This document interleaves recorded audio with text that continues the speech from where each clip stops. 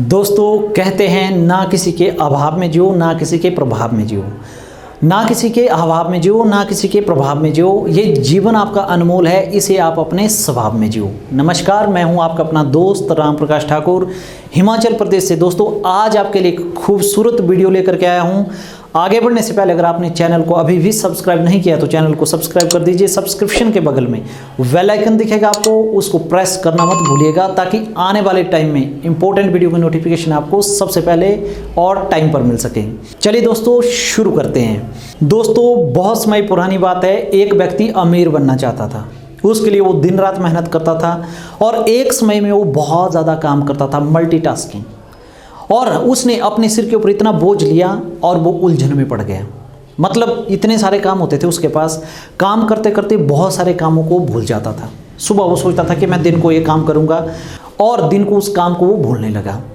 धीरे धीरे उसकी मेमोरी लॉस होने लगी और एक दिन उसके पेट में प्रॉब्लम हो गई।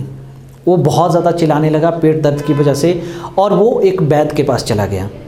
अब वैद्य ने उसके पेट को देखा तो उसके पेट में कॉन्स्टिपेशन हो गया था, उसको मतलब पेट में डिसऑर्डर हो गया था। तो वैद्य ने उसको देखने के बाद कहा कि तुझे 7 दिन तक लगातार खिचड़ी खानी है और उस खिचड़ी में कुछ भी नहीं डालना है, हल्की हल्की, ताकि आपका पेट बिल्कुल साफ़ हो जाए। उस व्यक्ति ने कहा वैद्य जी ये बात तो बिल्कुल सही है, एक मेरी और भी प्रॉब्लम है। वैद्य ने कहा क्या प्रॉब्लम है? उसने कहा कि मुझे भूलने की बीमारी है। मैं सुबह कुछ काम करने का सोचता हूँ और दिन को उस काम को भूल जाता हूँ। तो कहीं ऐसा ना हो कि मैं खिचड़ी ही भूल जाऊँ, घर पहुँचने के बाद मुझे याद ही ना रहे कि मुझे आज खिचड़ी खानी है। तो इसका भी आप इलाज बताओ। डॉक्टर कहता है इसका तो एक ही इलाज है, आप जब यहाँ से निकलेंगे तो चलते चलते आपने यहाँ से घर पहुँचने तक लगातार खिचड़ी खिचड़ी खिचड़ी बोलते रहना है। वो व्यक्ति कहता है ये तो वैद्य जी आपने बिल्कुल सही बात कही, हाँ ये सही तरीका है, अगर मैं खिचड़ी खिचड़ी खिचड़ी बोलता रहूँगा तो मैं नहीं भूलूँगा। तो वहाँ से वो दवाई लेकर के चला जाता है और चलते चलते खिचड़ी की जगह ख की जगह खा लगा देता है, खाचड़ी बोलते हैं। गलती से वो खाचड़ी खाचड़ी खाचड़ी खाचड़ी। और आगे एक किसान था, उसके खेत में बहुत सारी चिड़िया थी, उनको वहाँ से वो भगा रहा था। और जैसे वो आदमी वहाँ से गुजर रहा था तो वो लगातार रिपीट कर रहा था खाचड़ी खाचड़ी खाचड़ी खाचड़ी। वो किसान कहता कि यार ऐसा क्यों बोल रहे तू, अब मैं यहाँ चिड़ियों को भगा रहा हूँ और तू बोल रहा है कि मेरे खेत की फसल खाचड़ी। तो वो बोलता है कि मैं नहीं बोल रहा हूँ, मुझे तो वैद्य ने कहा है ये बोलने के लिए। तो बोलता है कि ये मत बोल, बल्कि ऐसा बोलना शुरू कर दे, उड़चिड़ी उड़चिड़ी उड़चिड़ी। तो उस व्यक्ति ने अब स्टेटमेंट चेंज कर दी, बोलने लगा उड़चिड़ी उड़चिड़ी उड़चिड़ी। और आगे कुछ एक शिकारी थे, वो चिड़ियों को फंसा रहे थे और जैसे वहाँ से वो गुजरा तो वो बोलने लगा उड़चिड़ी उड़चिड़ी उड़चिड़ी। उसकी आवाज़ से कुछ एक चिड़िया उड़ गई। अब उनको गुस्सा आया शिकारी को कि यार हम यहाँ बड़ी मुश्किल से चिड़ियों को फंसा रहे हैं और तू बोल रहा है उड़चिड़ी उड़चिड़ी उड़चिड़ी। तो उसको डांटते हैं, वो बोलता है कि ये मैं नहीं बोल रहा हूँ, मुझे तो वैद्य ने कहा है बोलने के लिए। अब वो व्यक्ति उसको सलाह देते हैं, कहते हैं कि तुझे बोलना है आते जाओ और पिंजरे में फंसते जाओ। अब उस व्यक्ति ने ये बोलना शुरू कर दिया, आते जाओ और पिंजरे में फंसते जाओ, आते जाओ और पिंजरे में फंसते जाओ। आगे दोस्तों कुछ एक चोर थे जो किसी घर से चोरी करके आए थे। उन्होंने वहाँ से कुछ धन चुराया था, कुछ सामान चुराया था। और जब उस रास्ते से आ रहे होते हैं तो वो कहता है आते जाओ और पिंजरे में फंसते जाओ, आते जाओ और पिंजरे में फंसते जाओ। वो सोचता है कि ये तो कहीं गुप्तचर है, किसी ने भेजा होगा, ये हमें बोल रहा है। उनको गुस्सा आता है और वो उसकी पिटाई करते हैं। बोलता है कि ऐसा नहीं तुझे बोलना है, आते जाओ और फंसते जाओ। तो वो व्यक्ति बोलता है कि तो क्या बोलूँ मैं? और वो व्यक्ति उसको समझाते हैं, कहते हैं आपने कहना है कि इसे छोड़ के आओ और दूसरा लेके जाओ, इसे छोड़ के आओ और दूसरा लेके जाओ। अब उस व्यक्ति ने वो बोलना शुरू कर दिया, क्योंकि उसकी तो मेमोरी की प्रॉब्लम थी, उसको याद नहीं रहता था। उसने यही बोलना शुरू किया कि इसे छोड़ के आओ और दूसरा लेके जाओ, इसे छोड़ के आओ दूसरा लेके जाओ। और आगे दोस्तों एक गांव का मुखिया मरा हुआ था, बहुत ही नेकदिल इंसान था और उसकी लाश को शमशान घाट ले जा रहे थे लोग। तो वो क्या बोलता है वहाँ पे चलते चलते कि इसे छोड़ के आओ और दूसरा लेके जाओ, इसे छोड़ के आओ और दूसरा लेकर के जाओ।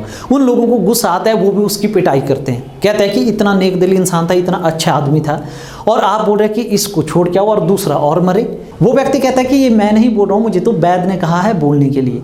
वो बोलते हैं कि ऐसा नहीं बोलना है तुझे बोलना है कि ऐसा किसी के साथ भी ना हो। अब उसने ये बोलना शुरू कर दिया कि ऐसा किसी के साथ भी ना हो, ऐसा किसी के साथ भी ना हो, ऐसा किसी के साथ भी ना हो। और आगे चलते चलते दोस्तों एक गांव आता है और वहाँ पे किसी की शादी हो रही होती है। और एक तो शादी बड़ी मुश्किल से हुई थी, जैसे तारक मेहता का उल्टा चश्मा में पोपटलाल है उसकी शादी नहीं होती है, सेम वैसे ही वहाँ पे उस व्यक्ति की शादी नहीं हो रही थी, बड़ी मुश्किल से उन्होंने शादी करवाई थी। और जब वो फेरे ले रहे थे तो वहाँ से जाते जाते वो कहता है कि ऐसा किसी के साथ भी ना हो, ऐसा किसी के साथ भी ना हो। तो उन लोगों को भी गुस्सा आता है, उसको डांटता है, कहता है कि आप ऐसा क्यों बोल रहे हैं, तो बड़ी मुश्किल से इसकी शादी करवा रहे हैं और आप कह रहे हैं कि ऐसा किसी के साथ भी ना हो। तो वो बोलता है कि ये मुझे तो वैद ने कहा है। वो व्यक्ति कहते हैं कि वैद को छोड़ो, ऐसा नहीं बोलना है तूने, इसकी जगह बोलना है कि ऐसा घर घर में हो, ऐसा घर घर में हो। अब उस व्यक्ति ने वही बोलना शुरू कर दिया। आगे चलते चलते एक मकान में आग लगी थी और उस व्यक्ति ने बोलना शुरू किया कि ऐसा घर घर में हो, ऐसा घर घर में हो। लोग आग की वजह से गुस्से में थे, वो जानना चाह रहे थे कि आग लगाई किसने है। उन्होंने सोचा कि इसने तो नहीं लगाई है आग, तो वो उसकी बहुत ज़्यादा पिटाई करते हैं। वो व्यक्ति पीटने के बाद उसको समझाते हैं, बेवकूफ़ ऐसा मत बोल, इसकी जगह तुझे क्या कहना है, तुझे कहना है कि हे भगवान इस आग को बुझा दो, हे भगवान इस आग को बुझा दो। अब दोस्तों उसने ये बोलना शुरू किया कि हे भगवान ये आग बुझ जाए, हे भगवान ये आग बुझ जाए। और चलते चलते रास्ते में एक व्यक्ति होता है जिसका व्यवसाय होता है, प्रोफेशन होता है, वो क्या करता है, लोहे के औजार बनाता है। और उसने आग जलाई होती है, आग में गर्म करके वो लोहे के औजार बना रहा था और उसने क्या बोलना शुरू कर दिया, हे भगवान ये आग बुझ जाए, हे भगवान ये आग बुझ जाए। तो उस व्यक्ति को गुस्सा आया, कहता कि खबरदार अगर तूने दूसरी बार ये बोला कि ये आग बुझ जाए तो मैं लोहे का औजार आपके पेट में डालूंगा और आपके पेट से सारी खिचड़ी निकाल दूंगा। अब उसको याद आता है कि ओ माय गॉड, एक यही शब्द था जिसकी वजह से मैंने इतनी मार खाई, जिसकी वजह से मुझे इतनी डांट पड़ी, खिचड़ी वर्ड, खिचड़ी बोलने की वजह से मुझे इतनी सारी समस्या का सामना करना पड़ा। अब दोस्तों इस कहानी से हमें क्या शिक्षा मिलती है? सिंपल सी बात है, हम अपने जीवन में इतने ज़्यादा उलझ चुके हैं, ज़िंदगी की रेस में इतना ज़्यादा व्यस्त हो चुके हैं, जो ज़रूरी काम होते हैं हमारे जीवन में वो करना हम भूल जाते हैं। जैसे कि परिवार के साथ खुशियाँ बांटना, या फिर दिन में 10-15 मिनट हंसना, या दूसरे लोगों के साथ अपनी अच्छी बातें शेयर करना, वो हम भूल जाते हैं। क्यों? क्योंकि हम अपने काम में व्यस्त हो चुके हैं, या फिर हमने इतने सारे काम चूज़ कर लिए हैं, बहुत सारे प्रोफेशन चूज़ कर लिए हैं, उसकी वजह से हमारी memory day by day loss होती जा रही है। दोस्तों जो उलझन की मार है, जितने भी आप परेशानियों में है, या आपके जितनी भी बीमारियां है, जितनी भी टेंशन है, उसका एक ही कारण है कि आप जरूरी कामों को करना भूल रहे हैं और जो जरूरी काम नहीं है उसमें उलझ जाते हैं। अब आज से आपको निर्धारित करना है कि मुझे जीवन में करना क्या है। सबसे पहले तो दोस्तों सबसे इंपॉर्टेंट जरूरी काम क्या करना चाहिए हमें, वो है मेडिटेशन। आपको सुबह उठ करके मेडिटेशन करनी चाहिए, क्योंकि बहुत ज़्यादा जरूरी है, जो आपके पूरे दिन को अच्छा बना देगी। दूसरा काम आपने क्या करना है, जो खुशी देने वाली आपकी चीज़ें हैं, सराउंडिंग में आपके अच्छे दोस्त हो सकते हैं, या अच्छा एटमॉस्फेयर कहीं पे भी आप क्रिएट कर सकते हैं जो आपको खुशी दे, वो काम भी आपको डेली करना है। क्यों? क्योंकि इससे आपका दिमाग शांत रहेगा, दिमाग शांत रहेगा तो आपकी परफॉर्मेंस और ज़्यादा बढ़ेगी। तीसरा दोस्तों आपने क्या करना है, अच्छी अच्छी किताबें पढ़ना है, क्योंकि किताबें पढ़ना भी जरूरी है। Learning is not ending process, it will be continuous process. मतलब कि जब तक आप पढ़ रहे हैं तब तक आप जिंदा है, मतलब जिस दिन हमने पढ़ना बंद किया उस दिन आपकी तरक्की खत्म। क्यों? क्योंकि एजुकेशन से बढ़ करके इस दुनिया में कुछ नहीं है दोस्तों। आज बहुत सारे लोग, लॉकडाउन लगा हुआ है और लॉकडाउन में उलझे हुए हैं, 10-10 प्रकार के काम करने की कोशिश कर रहे हैं, जिसमें से उनका एक भी काम सफल नहीं हो रहा है। और आपने निर्धारित करना है एक लक्ष्य कि मुझे एक काम करना है, उसको पहले कंप्लीट करना है, निपटाना है, उसके बाद मुझे दूसरा काम शुरू करना है। उसके बाद दोस्तों आपकी एक दिनचर्या भी अच्छी बीतेगी, आपकी मेमोरी भी लॉस नहीं होगी, मेमोरी पावर आपका स्ट्रांग बना रहेगा और आपकी भूलने की बीमारी भी खत्म हो जाएगी। ऐसे दोस्तों इस दुनिया में 70-80% लोग ऐसे हैं जो हर रोज अपने डिसाइड किए हुए कामों को भूल जाते हैं या दूसरे दिन पर टाल देते हैं कि मैं कल कर लूंगा, और कल तो मैंने पिछली वीडियो में भी कहा था कि कभी आता नहीं है। तो अब उम्मीद है दोस्तों इस कहानी से आपको बहुत कुछ बातें सीखने को मिली होगी और आप अपने लिए, अपने माइंड के लिए अच्छा काम करेंगे।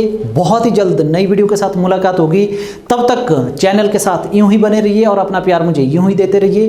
पूरी वीडियो देखने के लिए आपका बहुत बहुत धन्यवाद। नमस्कार।